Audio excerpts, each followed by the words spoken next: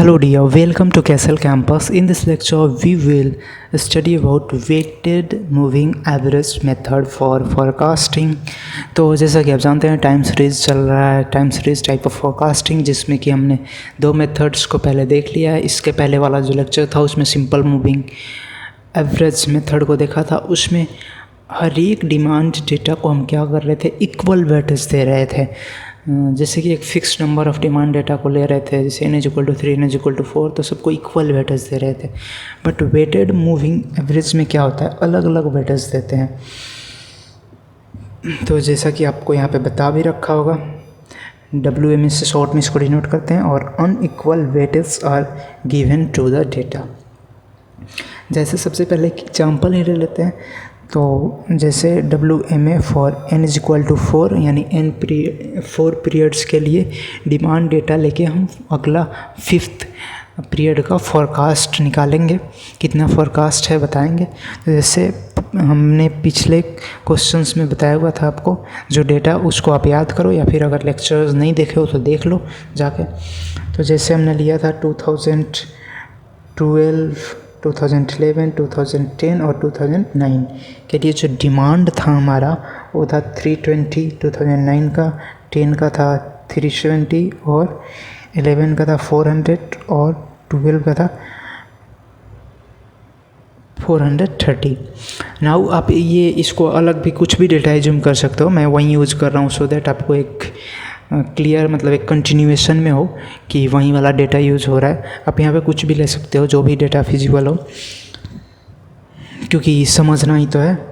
तो नाउ वहाँ पे हम सबको क्या कर रहे थे, सबको 25% यानी 0.25 का वेटेज दे रहे थे, लेकिन इसमें अलग अलग वेटेज दे रहे हैं। आप देख सकते हो जैसे कि इसको हमने 40% का वेटेज दिया, जो रिसेंट डेटा है उसको सबसे ज़्यादा वेटेज देंगे, और जो ओल्डर डेटा है उसको सबसे कम देंगे। तो 2013 का निकाल रहे हैं तो 12 वाला ही रिसेंट हुआ, तो इसको 40% का वेटेज दिया गया, इसको 30% का, इसको 20% और इसको 10%। ये वेटेज इस वे में देंगे कि सबका समेशन हमारे पास क्या है, 1 आए। आप कर लो 0.4 + 0.3 + 0.2 + 0.1, ये क्या आएगा 1.0, मतलब समेशन क्या आएगा इसका 1 आएगा। ठीक है, तो इस वे में समेशन देंगे। तो समेशन ऑफ वेट्स =1 आना चाहिए ऑलवेज। नाउ आप ये चीज़ अब बोलोगे कि आपने कैसे 0.4 दे दिया, 0.3 दे दिया, 0.2 दे दिया, 0.1 दे दिया। तो मैं बोला कि भाई इनका समेशन 1 आना चाहिए, और एक रेगुलर पैटर्न में वेट जो है इंक्रीज होना चाहिए। ऐसे नहीं कि इरेगुलर पैटर्न में जो वेट है इंक्रीज हो रहा है, जो हम वेट दे रहे हैं डेटा को, और उनका समेशन भी 1 आना चाहिए। तो आप बोलोगे कि ठीक है, ये नंबर ऑफ़ पीरियड्स 4 हैं, तो आप इसके लिए सोच के निकाल दिए, ये आसान था, तो 0.4321। बट अगर नंबर ऑफ़ पीरियड्स ज़्यादा हो जाएं, तो जैसे नंबर ऑफ़ पीरियड्स 15 हो जाए, 20 हो जाए, 10 हो जाए, तो किस तरीके से निकालेंगे। तो उसके लिए फॉर्मूला होता है स्पेशल। तो लेक्चर आप देखते जाओ लास्ट तक, एंड तक, उसमें फॉर्मूला भी आएगा, और कैसे निकालेंगे ये वेट्स ये भी आपको पता चलेगा। ठीक है, तो इसमें कुछ पॉइंट्स देखते हैं। वेटेड मूविंग एवरेज में this method gives unequal weight to each demand. Unequal weight सारे डिमांड डेटा को दे रहा है, in such a manner that summation of all the weights always =1, जो मैंने बोला था अभी। नाउ जो नेक्स्ट पॉइंट है वह the most recent data is given the highest weightage. Highest weight उसको देंगे, and the weight assign to the oldest data will be the least. सबसे कम होगा ओल्डेस्ट डेटा के लिए वेट जो हम देंगे।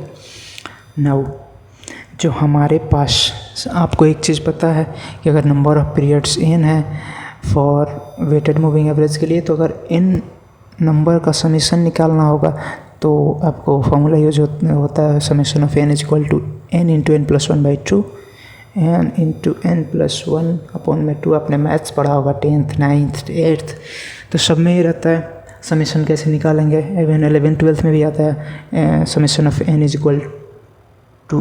n + 1/2। ये फॉर्मूला मैं क्यों बता रहा हूँ, इसका यूज होगा कैसे वेट निकालते हैं। ठीक है, वेट निकालने का फॉर्मूला में यूज होगा, इसलिए बता रहा हूँ। तो ये जो हमारे पास है ये यूज़ का फॉर्मूला है, इसको स्टार मार्क कर लो।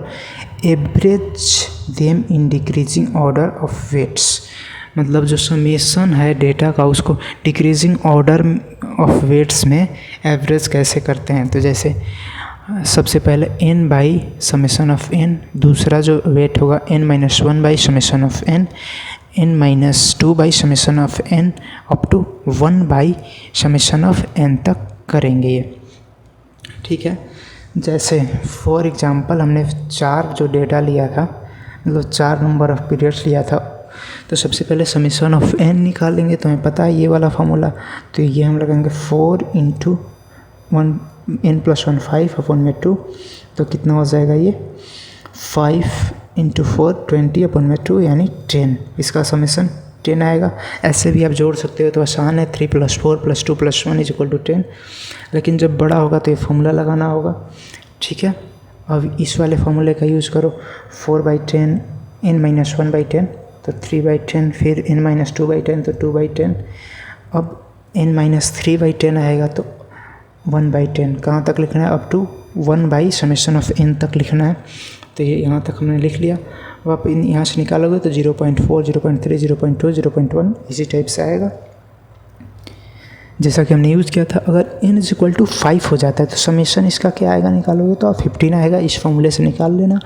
नाउ जब ये वाला फॉर्मूला यूज़ करेंगे कि डिक्रीजिंग ऑर्डर में हम वेट निकाल सकें, तो हमारे पास सबसे पहले n by summation of n 5/15, अब n-1 by summation of n तो 4/15, अब एक एक घटाते जाएंगे 3/15, 2/15 और अप टू कहाँ तक लिखना है 1/15 तक। तो ये क्या हो जाएगा, हमारे पास वेट शो हो जाएगा इन डिक्रीजिंग ऑर्डर। तो 5 पीरियड्स का यूज़ करेंगे जब हम फोरकास्ट निकालने के लिए, तो ये वाला वेट्स लिखेंगे वहाँ पे, उसके सामने मोस्ट रिसेंट के लिए ये और ओल्डेस्ट के लिए ये वाला वेट देंगे, ठीक है। तो हो सकता है कि अब आपको क्लियर हो गया हो कि ये हमने जो वेट दिया है यहाँ पे ये कैसे दिया है, ठीक है। Now thank you for the class.